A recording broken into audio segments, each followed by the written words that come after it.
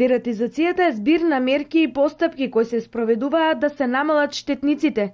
Главната цел е спречување и намалување на популацијата на штетните глодари, спроведена биолошки, механички или со хемиски мерки. Поради својата широка дистрибуција, плодноста и интелигенцијата, глодарите може да представуваат голема опасност за човекот и неговата околина. Со цел заштита на населението од заразни болести предизвикани од глодари, односно старци, општина Штип на ден 28 април оваа година во вторник ќе спроведе превентивна дератизација на канализационите шахти на територијата на општина Штип од страна на овластена фирма со цел уништување на сторците. Дератизацијата ќе се врши во периодот од 16 до 20 часот попладне и со истата ќе бидат опфатени 160 канализациони шахти на територијата на општина Штип.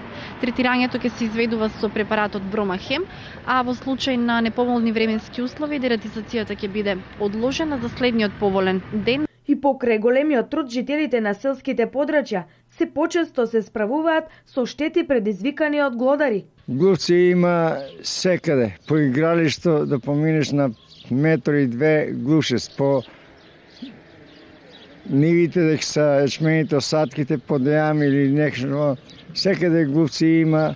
Штета прават по житото, каде му е дупката, гнездото и од дупката натаму опасено житото. Ништо не ни остават. Ни јајца, ни полози, шо оставам, не можам да зберам. Кокошки имам, јајца не.